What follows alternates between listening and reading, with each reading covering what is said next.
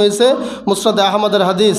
সাহাবীরা তার কাছে গেলেন, যাওয়ার পরে ওই ব্যক্তি বলল যে আমার তো মাথায় জখম হয়েছে, আমি যদি এখন গোসল করি, আমার এখন গোসলও করতে হবে, যদি গোসল করি তাহলে হয়তোবা আমার এই পানি এখানে প্রবেশ করে পানি ঢুকে গিয়ে আমার কোনো সমস্যা হতে পারে।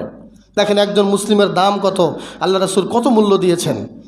তখন ওই সাহাবীদেরকে উনি প্রশ্ন করলেন যে এই ক্ষেত্রে আমার তো ফরজ গোসলও করতে হবে, এদিকে আমার শরীর জখম হয়েছে, যদি আমি মাথায় পানি দেই তাহলে তো আমার পানি ঢুকলে সমস্যা হতে পারে, এখন আমি কি করতে পারি?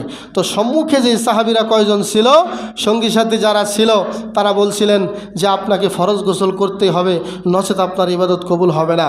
তিনি গোসল করলেন, একটু পরেই তিনি মারা গেলেন। সংবাদ বিশ্বনবীর কাছে চলে গেল।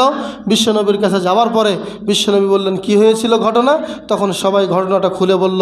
তখন বিশ্বনবী আফসোস করে বললেন, আহারে, তোমরা তাকে নিজের হাতে হত্যা করলে কতালুহু ফাকাতালাহুমুল্লাহ, তোমরা তাকে হত্যা করলে আল্লাহ তোমাদেরকে হত্যা করুক। বলেন নাউজুবিল্লাহ।